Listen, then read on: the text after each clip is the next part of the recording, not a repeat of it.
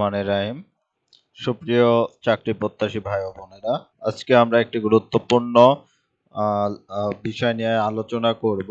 সেটা হলো বাংলা সাহিত্যের অন্ধকার যুগ। তো বাংলা সাহিত্যের অন্ধকার যুগটি আসলে শুরু হয় 1201 থেকে 1350 সাল পর্যন্ত। অন্ধকার যুগটি মূলত মধ্যযুগেরই একটি অংশ, কারণ আমরা জানি যে বাংলা সাহিত্যের মধ্যযুগ বলা হয় হচ্ছে 1201 থেকে 1800 সাল পর্যন্ত। তো অন্ধকার যুগের যে কাব্যগুলো, এই কাব্যগুলোকে দুই ভাগে ভাগ করা হয়ে থাকে। একটি হলো কাহিনী কাব্য আর আরেকটি হলো গীতিকাব্য। তো কাহিনী কাব্যে মূলত আমরা বুঝতে পারছি যে বিভিন্ন কাহিনী নিয়ে যে কাব্যগুলো লেখা হয়ে থাকে সেটাকে কাহিনী কাব্য বলা হয়ে থাকে। আর গীতিকাব্য মূলত গান ধরনের যেসব কাব্য আছে, সঙ্গীত ধর্ম নির্ভর যেসব বা ভাব নির্ভর যেসব সঙ্গীতগুলো আছে তাকে গীতিকাব্য বলা হয়ে থাকে। তো এই কাহিনী কাব্য আসলে এক ধরনের সঙ্গীত নির্ভর বা গীত যেটাকে বলা হয়ে থাকে। তো এটাকে এজন্য বলা হয়েছে যে সঙ্গীত ধর্মিতা, মানে এর যে কাহিনীগুলো সেটা হবে হচ্ছে সঙ্গীত ধর্মী, মানে সঙ্গীত জাতীয়। আর গীতিকাব্য হচ্ছে সঙ্গীত ধর্মিতা প্লাস ভাব ধর্মিতা থাকবে এর ভেতরে এক ধরনের। এটা হলো গীতিকাব্য। তো চলুন পরে স্লাইডে যাই। এখন আসি আমাদের অন্ধকার যুগে যে সাহিত্যগুলো আমরা পেয়েছি সেগুলো নিয়ে আমরা এখন আলোচনা করব। তো অন্ধকার যুগে মূলত চারটি সাহিত্য পাওয়া গেছে। একটি হলো প্রাকৃত পঙ্গল, প্রধানত চারটি পাওয়া গেছে, এখন আরো পাওয়া গেছে কিনা সেটা আমি জানি না, তবে প্রধানত এই চারটি পাওয়া গেছে এবং এখান থেকেই পরীক্ষায় কোশ্চিন গুলো আসে। তো এখানে হচ্ছে প্রাকৃত পঙ্গল আছে, এটা একটি মানে কবিতার বই। শূন্য পুরাণ আছে একটি কবিতার বই বা কবিতা গ্রন্থ। আর শেখ শুভদয়া আছে এবং ডাক ও খনার বচন আছে। এখন আমরা দেখব যে প্রাকৃত পঙ্গল কোন ভাষায় লেখা হয়েছিল। প্রাকৃত পঙ্গল মূলত লেখা হয়েছে প্রাকৃত ভাষায় এবং শূন্য পুরাণ লেখা হয়েছে সংস্কৃত ভাষায়। শেখ শুভদয়া লেখা হয়েছে সংস্কৃত ভাষায়। এখন আমরা যাব হচ্ছে প্রাকৃত পঙ্গলের লেখক হচ্ছে শ্রীহর্ষ আর শূন্য পুরাণের লেখক হচ্ছে রামাই পণ্ডিত। এটা একটি গুরুত্বপূর্ণ কোশ্চেন, এটা কিন্তু প্রায় পরীক্ষাতে আসে। আর শেখ শুভদয়া হলো লেখক হলো হলায়ুদ মিশ্র। তো এই হলায়ুদ মিশ্র কিন্তু হচ্ছে রাজা লক্ষণ সেনের সভাকবি ছিলেন। এটা কিন্তু একটি গুরুত্বপূর্ণ ইনফরমেশন যে হলায়ুদ মিশ্র কার সভাকবি ছিলেন। এটা হবে রাজা লক্ষণ সেনের সভাকবি ছিলেন।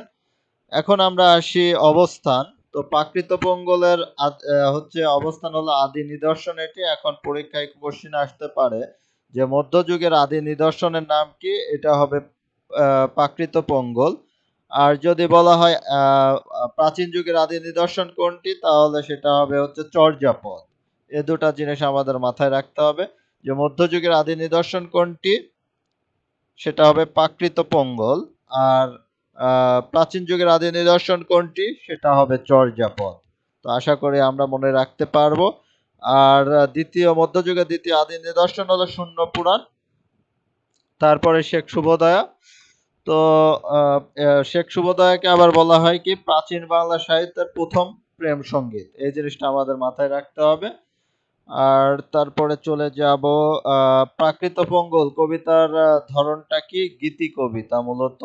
আর শূন্য পুরাণ হচ্ছে চম্পু কাব্য বলা হয়ে থাকে। আমরা জানি চম্পু কাব্য হলো গদ্য এবং পদ্য মিশ্রিত কাব্য, চম্পু কাব্য। আর হলো শেখ শুভদয়া হলো এটাও চম্পু কাব্য, গদ্য ও পদ্য মিশ্রিত।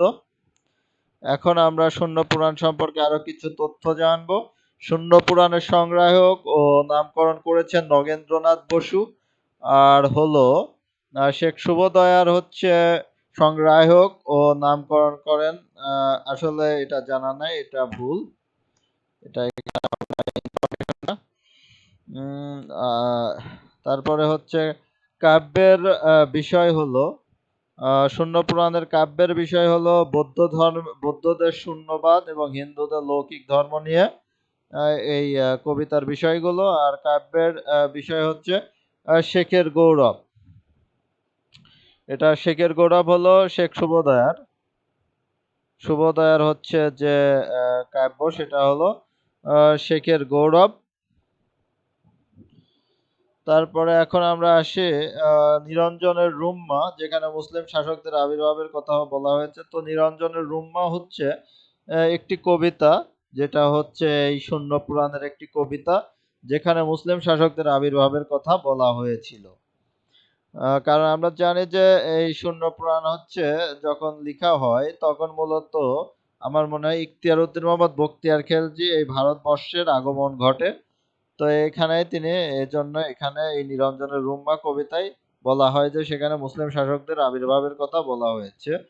তো এখানে কবি 51টি অধ্যায় রয়েছে, শূন্য পুরাণে 51টি অধ্যায় রয়েছে। আর আমরা দেখতে পাচ্ছি যে আহ, শেখ শুভোদয়াতে আছে হচ্ছে 25টি অধ্যায়। শেখ শুভোদয়ার যে ভেতরের যে কাহিনীগুলো, এখানে হচ্ছে দরবেশ ও আধ্যাত্মিকতা নিয়ে লেখা হয়েছে। এখন আসি আমরা ডাক ও খনার বচন নিয়ে।